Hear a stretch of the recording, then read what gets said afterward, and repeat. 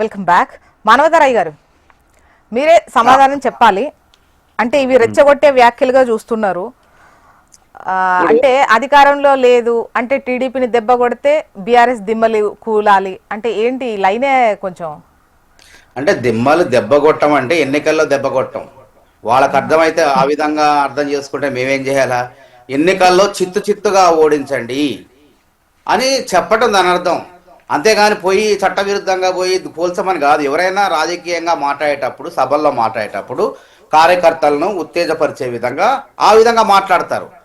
ఎందుకంటే ఆ విధంగా మాట్లాడితేనే అక్కడ ఉన్నటువంటి కార్యకర్తలకు కానీ వాళ్ళకి అర్థమవుతుంది.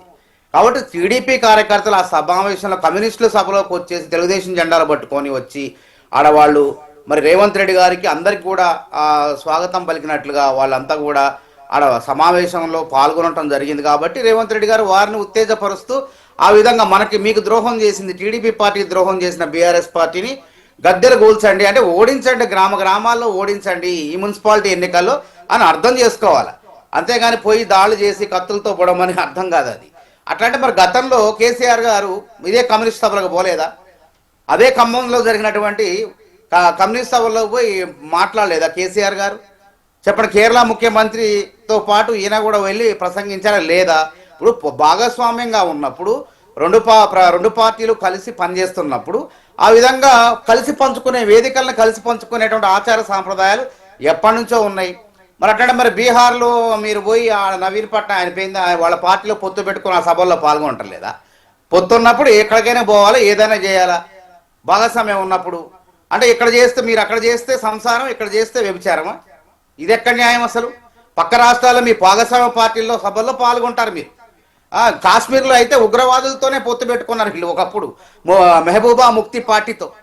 మరి అదేం దాన్ని ఏమంటారు చెప్పండి? ఆయన నరేంద్ర మోడీ గారు గురించి చెప్పారు అక్కడ, అది కూడా ఆయన గురించి కూడా చెప్పారు. నరేంద్ర మోడీ గారి వల్ల దేశానికి నష్టం ఉంది, పిరికి పంద లెక్క అమెరికా ముందు పారిపోతాడు. ఎప్పుడో సోమనాథ టెంపుల్ 1126లో గజనీ మహమ్మద్ గూలిస్తే ఇప్పుడు ఆయన గుర్రాలు పట్టుకొని పోతాడు విజయయాత్ర అని. ఏం విజయయాత్ర? అమెరికా ముందు తల వంచడం విజయయాత్రనా? దీంతో దేశం మొత్తం కూడా ఇలా ఏ విధంగా దేశం పరుగు తీస్తాడు నరేంద్ర మోడీ, దాని గురించి ఆలోచించండి మీరు. ఇలా ఇందిరాగాంధీ ఒక వీరవనిత లెక్క అన్నటువంటి ఆ అధ్యక్షుడు, అమెరికా అధ్యక్షుడు ఆ రోజు ఎదిరించింది. నువ్వు చెప్పేది ఏంది? మా దేశం గురించి మేము చూసుకుంటాం, మా పాలన మేము చేసుకుంటాం అని చెప్పింది. అమెరికా అధ్యక్షుని అపాయింట్మెంట్ గురించి నిక్సన్ మధ్యలో రాకండి. ఇలా పిరికి పంద లెక్క పారిపోతున్న నరేంద్ర మోడీ ఇలా దేశం యొక్క పరిస్థితులు ఏ విధంగా ఉన్నాయో ప్రజలు చూసారు. ఆ విషయాలు కూడా మానవతారాయ్ గారు సిపిఐ శతాబ్ది ఉత్సవాల్లో అంటే ముగింపు వేడుకల్లో మాట్లాడింది, ముఖ్యంగా బీజేపీని టార్గెట్ గా మాట్లాడింది. దానిపైన మళ్ళీ డిస్కస్ చేద్దాం సెకండ్ రౌండ్ లో. అది అయితే ఇప్పుడు అంటే టీడీపీకి సంబంధించి టీడీపీని దెబ్బ కొట్టారు కాబట్టి బీఆర్ఎస్ కు బొందబెట్టాలి అన్నటువంటిది. అంటే ఇక్కడ కాంగ్రెస్ లో ఉంటూ అంటే ఇంకా టీడీపీకి సంబంధించిన అభిమానం పోలేదు అన్న దిశగా అటు బీఆర్ఎస్ వాళ్ళు మాట్లాడుతున్న క్రమంలో వాళ్ళు ఎన్టీఆర్ విగ్రహాలు వర్ధంతులు జయంతుల రోజు అసలు తెలుగుదేశం కార్యకర్తల కన్నా వీళ్లే గులాబీ కండవాలు వేసుకొని ఖమ్మం జిల్లాలో ఏ విధంగా హడావుడి చేశారో మేము కళ్ళ ముందు చూసినాం. కాబట్టి ఎన్టీఆర్ విగ్రహం 54 అడుగుల ఎన్టీఆర్ విగ్రహం లకారం చెరువులో శ్రీకృష్ణుడు ఆకారంలో ఎన్టీఆర్ విగ్రహాన్ని ఆవిష్కరించారు ఆ రోజు బీఆర్ఎస్ వాళ్ళు. అక్కడ పువ్వాడ జయకుమార్ దగ్గరుండి మరి మరి ఆ రోజు తెలియదా ఎన్టీ రామారావు టీడీపీ పార్టీ వ్యవస్థాపకుడు అని తెలియదా? అంటే వాళ్ళు చేస్తే సంసారం. కాంగ్రెస్ ఇప్పుడు చనిపోయిండండి, ఆయన దివంగతులయ్యారు. దివంగతులు అయిన తర్వాత ఏ పార్టీ వాళ్ళైనా సరే వర్ధంతుల రోజు జయంతుల రోజు వాళ్ళని స్మరించుకోవటం ఆచార సాంప్రదాయాలది. ఆయన రాజకీయంగా పెడితే అయిపోయింది. వారు ఉన్నప్పుడు పార్టీల పరంగా ఇద్దరం కలిసి ప్రజల్లోకి వెళ్ళిన ప్రజలు ఒకసారి టీడీపీకి అవకాశం ఇచ్చారు, ఇంకోసారి కాంగ్రెస్కి అవకాశం ఇచ్చారు. ఆ విధంగా అయిపోయిన తర్వాత వాళ్ళు చేసిన మంచి పనులు తలుచుకోవాలా వద్దా చెప్పండి? ఇలా రేవంత్ రెడ్డి వైఎస్ రాజశేఖర రెడ్డి గారిని కూడా స్మరించుకున్నారు. కాబట్టి ఈ సందర్భంగా మీకు ద్రోహం చేసిన బీఆర్ఎస్ పార్టీని గద్దెలు కూల్చండి అంటే రాకేష్ గారు మాట్లాడుతూ టీడీపీ ఎన్టీఆర్ రెండు వేరువేరుగా చూడాలి అన్న ఉద్దేశంతో మాట్లాడారు. అంటే ప్రస్తుతం ఉన్న టీడీపీ పట్ల ఎన్టీఆర్ గారు కూడా సుముఖతగా లేనటువంటి అంశాన్ని ప్రస్తావించారు. సో ఎన్టీఆర్ గారికి జరిగినటువంటి ఇష్యూ పైన దానిపైన మాట్లాడాల్సిందేమో అనేది ఒకటి ఇంతకుముందు రాకేష్ గారు మాట్లాడుతూ ప్రస్తావించారు కదా. ఎన్టీఆర్ గారు వాళ్ళ కుటుంబంలో జరిగిన అంశం మాకు అవసరం లేదు. ఎన్టీఆర్ గారు అధికారంలో ఉన్నప్పుడు ఏం చేసిండు ఆయన బియ్యం ఇచ్చిండా లేదా, రూపాయికే బియ్యం ఇచ్చిండా లేదా, 2 రూపాయలకి బియ్యం ఇచ్చిండా లేదా అని ఆ విధంగా కీర్తిస్తాం. ఇవాళ రావినారాయణ రెడ్డి కమ్యూనిస్ట్ పార్టీలో ఆయన అగ్రనాయకుడు, ఆయన వర్ధంతుల జయంతులప్పుడు పోయి ముఖ్యమంత్రి గారు పోయి నివాళులు అర్పించట్లేదా? కమ్యూనిస్ట్ నాయకులు సైతం ఇది గొప్ప సాంప్రదాయం. బీజేపీ వాళ్ళకంటే పడదంటే వాళ్ళ ఎట్లాగూ ఇటు నిజాం వ్యతిరేక పోరాటంలో బీజేపీ వాళ్ళు లేరు, బీఆర్ఎస్ వాళ్ళు లేరు. ఇటు కాంగ్రెస్ ఉంది, మాడపాటి హనుమంతరావు గారు హైదరాబాద్ స్టేట్ కాంగ్రెస్, దానికి రామానంద తీర్థ, బూర్గుల రామకృష్ణారావు, అందరూ పివి నరసింహరావు, మాడపాటి హనుమంతరావు, జమలాపురం కేశవరావు, మా మదిర ఆ రోజు వరంగల్ జిల్లాలో ఉంది, ఖమ్మం చరిత్ర మా దగ్గర ఉంది, మాకు తెలుసు. కాబట్టి 1938 జనవరి 26నే ఆ పార్టీ కాంగ్రెస్ పార్టీ స్థాపించిన వెంటనే స్థాపించక ముందు దాన్ని రద్దు చేశారు. ఆ విధంగా కొట్లాడిన వాళ్ళం, బ్రిటిష్ వాళ్ళతో కొట్లాడిన వాళ్ళం, ఇక్కడ నైజాంతో కొట్లాడిన వాళ్ళం, మేము గ్రామాలని చైతన్యవంతం చేసిన వాళ్ళం. కాబట్టి మీరు మాకు తాతకు దగ్గులు నేర్పాల్సిన అవసరం లేదు, దయచేసి గుర్తుపెట్టుకోండి. కాబట్టి ఆనాడు రావినారాయణ రెడ్డి కూడా కాంగ్రెస్ లో పనిచేసిండు కొద్ది రోజులు, మరి దానికి ఏమనాలా? అసలు కమ్యూనిస్ట్ పార్టీ వ్యవస్థాపకుడే ఎంఎన్ రాయ్ భారతదేశానికి రాజ్యాంగం ఉండాలని చెప్పిండు, కాంగ్రెస్ లో కొంతకాలం పనిచేసిండు. ఈ రాజకీయాలు ఇప్పుడు వాళ్ళు ప్రత్యర్థులుగా ఉన్నప్పుడు అది వేరు అంశం. అదే విధంగా కమ్యూనిస్ట్ పార్టీ అనేవాళ్ళు గతంలో కూడా బీఆర్ఎస్ పార్టీతో కలిసి పనిచేసినప్పుడు అనేక సభలు సమావేశాల్లో కేసీఆర్ గారు కూడా పాల్గొన్నారు.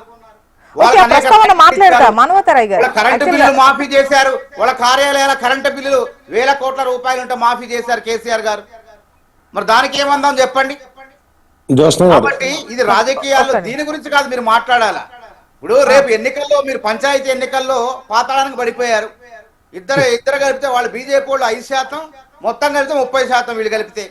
రేపు మున్సిపాలిటీలతో ఏమంటారు? మళ్ళా గుర్తు మీద జరిగిన ఎన్నికల్లో అయితే మేము గెలుస్తామంటారు. మరి జూబ్లీ హిల్స్ లో గుర్తు మీద జరిగింది కదా, గుర్తుల మీద ఎన్నిక జరిగింది. మరి బీజేపీ ఎందుకు దాని స్థాయి దిగజారిపోయింది? 25,000 నుంచి 13,000 ఎందుకు పడిపోయింది? బీఆర్ఎస్ స్థాయి ఎందుకు పడిపోయింది? గతంలో వచ్చిన మెజారిటీ కన్నా ఎందుకు దిగజారిపోయింది? కాబట్టి గుర్తుపెట్టుకోండి, ప్రజలు ఇవన్నీ కాదు, ప్రజలకు కూడు పెడుతున్నావా లేదా, సన్న బియ్యం రూపంలో గూడు కట్టినవా లేదా, లేదా ఇవన్నీ చూస్తారు. ఏం కట్టలేదు అంటారు. ఇలా 200 కోట్లు పెట్టి గురుకులాలు 76 నియోజకవర్గాల్లో పోదాంపాండి, ఎక్కడెక్కడ ఏ నియోజకవర్గాల్లో ప్రారంభం అవుతున్నాయో వచ్చే సంవత్సరం కల్లా ఆ గురుకులాలన్నీ కూడా వీళ్ళు పక్కా భవనాలు కట్టకపోతే మేము పక్కా భవనాలు కట్టి మెరుగైనటువంటి సౌకర్యాలు కల్పిస్తున్నాం విద్యార్థులకు, గురుకుల విద్యార్థులకు. కాబట్టి కళ్ళకు కనపడవు పచ్చగా మీరు ఏది జరగలేదంటారు. ఇలా తలసరి ఆదాయాన్ని 4,30,000 పెంచిన ప్రతి ఒక్కరి తలసరి ఆదాయాన్ని ఇలా మీరు ఒక కేంద్ర ప్రభుత్వం వివక్షా భారత్ తో, వికసిత భారత్ కాదు వివక్షా భారత్ గా తెలంగాణ విషయంలో వివక్ష చూపిస్తుంటే మీ అవసరం లేకపోయినా ఎట్లా ఎదగాలో అని చెప్పేసి ఒక ముఖ్యమంత్రి ఇతర రాష్ట్రాలకు ఉదాహరణగా నిలుస్తుండు, పెట్టుబడులను ఆకర్షిస్తూ. ఇది గుర్తుపెట్టుకోండి. మీరు ఇవ్వాల్సిన ఇవ్వండి, హైదరాబాద్ నిధులు ఇవ్వండి ఫస్ట్, అప్పుడు ప్రజలు మీకు ఓట్లేస్తారు. కాబట్టి మీ ప్రస్తావన తెలంగాణలో బీజేపీ వాళ్ళది ఎక్కడా లేదు, గ్రామాల్లో అసలు లేనే లేదని చెప్తున్నారు. కూడా మాతో లేదు బీఆర్ఎస్ కూడా ఇలా. కాబట్టి మేము ఏమంటాం అంటే ప్రజాస్వామ్యంలో ప్రజాస్వామ్యం బతకాలంటే బీజేపీ గద్దె దిగాలి. అట్లా కాదండి, మా ఓట్లు మా సీట్ల గురించి వారెందుకు అంత వర్రీ అవుతున్నారు? బీహార్ లో మిగతా రాష్ట్రాలలో వర్రీ అయితే బాగుండేది. రాజకీయ పార్టీగా ప్రత్యర్థి పార్టీలను విమర్శించకుండా ఎవరు విమర్శిస్తారు? కాంగ్రెస్ పార్టీ పరిస్థితి ఎట్లుందంటే విమర్శించమంటారా? పోయి మొన్న 29 కార్పొరేషన్ మున్సిపాలిటీలలో 28 ఓడిపోయి ఒక్క లాతూర్ గెలిస్తే అసలు రాహుల్ గాంధీ గారు ఒక్కసారి కూడా మహారాష్ట్రలోకి వెళ్ళలేదు. అసలు మొత్తం క్రెడిట్ అంతా రాహుల్ గాంధీ గారు తీసుకుంటున్నారు. వాళ్ళ పేపర్లలో ఆర్టికల్స్ రాస్తారు వాళ్ళు, కపిల్ సిబాల్ గారు, జయరామ్ రమేష్ గారు, వీళ్ళందరూ ఏమని అసలు రాహుల్ గాంధీ ఏమంటే లాతూర్ లో గెలిచిన అద్భుతమైన విజయం అని వాళ్ళు బాకాలు ఊదుతున్నారు. ఆ 29 కార్పొరేషన్ మున్సిపాలిటీలలో ఒకే ఒకటి గెలిచి ఏది 138 ఏళ్ల చరిత్ర ఉన్న పార్టీ ఈ రోజు బాకాలు రాహుల్ గాంధీ గారి అద్భుతమైన నాయకత్వం. అసలు మనము మాట్లాడుకునే సందర్భం ఏంది?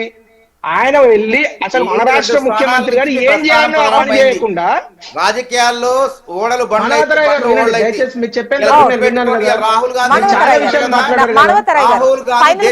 సమాధానం చెప్పే అవకాశం